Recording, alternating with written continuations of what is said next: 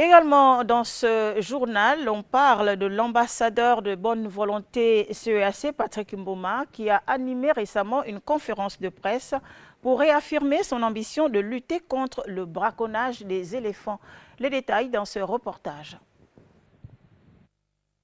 La lutte contre le braconnage des éléphants et le commerce illicite d'ivoire est l'un des défis majeurs qui se posent à la conservation dans les pays du bassin du Congo.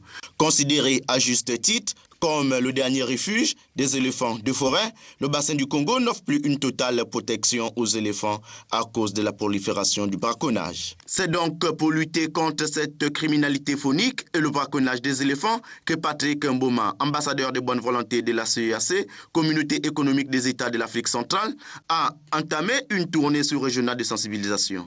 À l'issue de l'étape du Gabon, Patrick Mboma s'est entretenu avec la presse. La conférence de presse de ce jour me donne l'occasion d'informer la presse nationale, sous-régionale et internationale de mon enthousiasme dans la lutte contre la criminalité politique en général et la lutte anti-braconnage des éléphants en particulier. J'ai tenu à venir en Afrique centrale, chez moi, pour rencontrer les autorités, toutes les parties prenantes à la cause sans oublier la visite des aires protégées des éléphants. Je viens ici soutenir les États dans leurs efforts et leur exprimer mon engagement à leur côté dans la lutte contre la criminalité faunique, dans le développement des activités en faveur des populations riveraines et dans l'organisation des événements sous-régionaux à venir.